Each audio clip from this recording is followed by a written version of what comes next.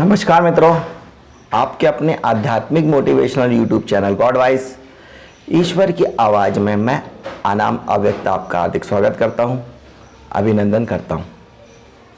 मित्रों, एक मित्र अविनाश ने मुझसे पूछा है कि श्रीमद् भगवद गीता में श्री कृष्ण ने पाप किसे कहा है। कृष्ण के अनुसार पाप क्या है? तो श्रीमद् भगवद गीता में श्री कृष्ण ने काम, क्रोध, लोभ, मोह, अहंकार इसे पाप कहा है। अगर हम इसकी और सूक्ष्म व्याख्या करें तो अधोगमन में जीना ही पाप है। जो चेतना नीचे के केंद्रों में जीती है, नीचों के तलों में जीती है, वो पाप है। मूलाधार में जीना ही पाप है। श्री कृष्ण ने कहा है कि काम, क्रोध, लोभ, मोह, अहंकार यह पाप है। इसकी और गहरी व्याख्या में हम पाते हैं कि काम, क्रोध, लोभ, मोह, अहंकार, साम, दाम, दंड, भेद, छल, कपट, धोखा, मक्कारी, ईर्षा, द्वेष, भय, मूर्छा, पाखंड, नकारात्मकता, चेतना का अधोगमन, आलस, प्रमाद, भय, चिंता, इसमें जीना पाप है। इनमें जो स्थित है वह पाप में स्थित है और यह सब अधोगमन के कारण आता है। जब आप मूलाधार में जीते हैं तब आप पाप में जीते हैं। इसे ही पास कहा है। और जैसे जैसे आप ऊपर के केंद्रों में आप गति करते हैं, आपका ध्यान लगने लगता है, आत्मा की ओर गति होने लगती, तो आप पशुपतिनाथ होने लगते हैं।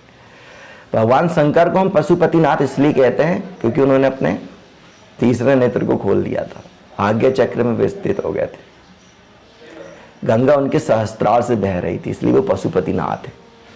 और पशु कौन है? जो मूलाधार में जी रहा है। तो विभिन्न विभिन्न प्रकार से एक ही बात को कही गई है। कभी इसे पाश्विक वृत्तियां नाम दिया गया है, कभी इसे पाप कहा गया है। बुद्ध और महावीर ने अपने धर्म ग्रंथों में इसे मार कहा है। अगर आप बौद्ध ग्रंथों का या जैन शास्त्रों का अध्ययन करेंगे तो उसमें मार शब्द बहुत बार आता है। ये मार ने उन्हें भड़काया, बुद्ध को, महावीर को या लोगों को मार ने उकसाया कि वे ऐसा ऐसा करे।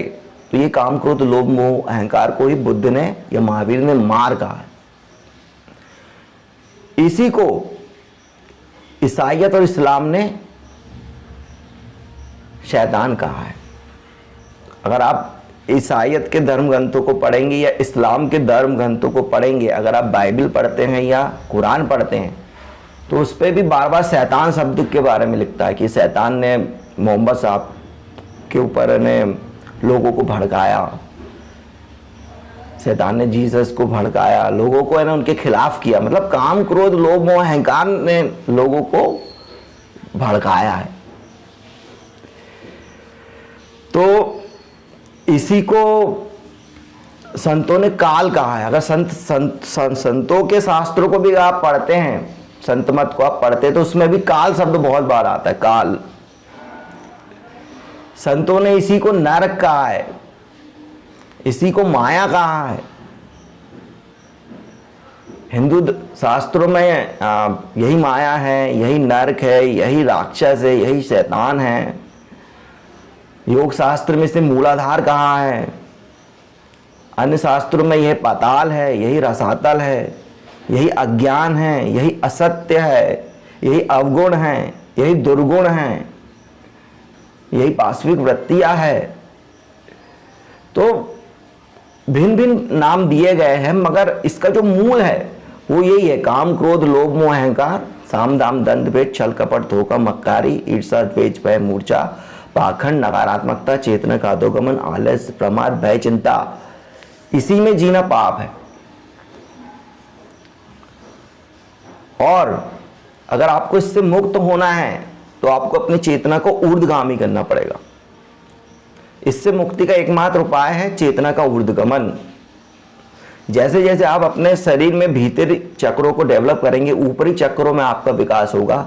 जैसे जैसे आप अनाहत चक्र में, विशुद्ध आज्ञा चक्र में, आज्ञा चक्र में, सहस्त्रार चक्र में गति करने लगेंगे, वैसे ही वैसे आप शांत होते जाएंगे। आपके भीतर शांति, साक्षी, ध्यान, प्रेम, आनंद, करुणा, विनय, अहिंसा, दया, सत्य, शुभ, सुंदर, विवेक, बोध, प्रज्ञा, समझ, होश, अवेयरनेस, जागरूकता, चेतना का ऊर्ध्वगमन, सकारात्मकता, सहजता, सरलता, प्रफुल्लता, कृतज्ञता, सेवा का भाव, दान, दक्षिणा, डोनेशन देने का भाव, ये सब सद्गुण, देवी गुण आपके भीतर आने लगते हैं।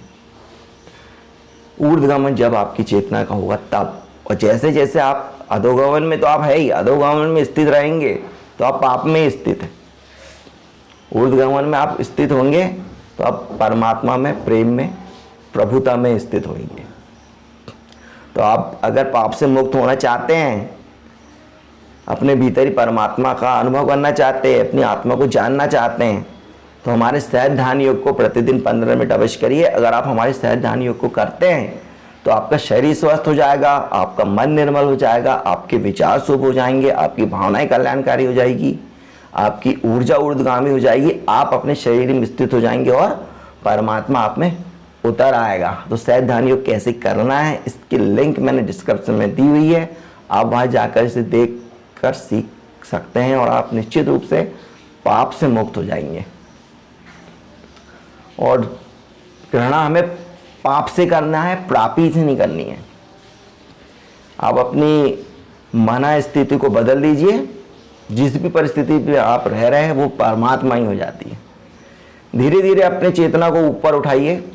आप जहाँ रह रहे हो, जिस अवस्था में रह रहे हैं, जो भी कार्य कर रहे हैं, वो सब करते करते ही आप परमात्मामय हो जाएंगे, आत्ममय हो जाएंगे। आपको संसार को छोड़ने की आवश्यकता नहीं है, कोई जंगल में जाने की आवश्यकता नहीं है। केवल आपको अपने भीतर प्रवेश करना है, ध्यान करना है, अपने भीतर गोता लगाना है। परमात्मा आपके भीतर है। जैसे जैसे जैसे आपके भीतर के द्वार खुलेंगे, आप परमात्मा के निकट से निकटतम होते जाएंगे। तो मित्रों, आशा है कि आपको समझ में आ गया हो कि श्रीमद् भगवत गीता में श्री कृष्ण ने पाप किसे कहा है। तो मित्रों, यह चैनल सनातन संस्कृति, सनातन धर्म की सेवा के लिए बनाए गए हैं। आप इसे लाइक, शेयर, सब्सक्राइब अवश्य करिए। सनातन धर्म, सनातन संस्कृति जो आपको आत्मा से परमात्मा की ओर लेके जाती है, उसे फॉलो करिए, अपने जीवन में उतारिए, अपने बच्चों को भी सही शिक्षा दीजिए। यह चैनल लाइक, शेयर, सब्सक्राइब अवश्य करिएगा। आप हमारे लिए सब्सक्राइबर नहीं, सनातन प्रेमी हैं। यह वीडियो देखने के लिए आपका बहुत बहुत धन्यवाद।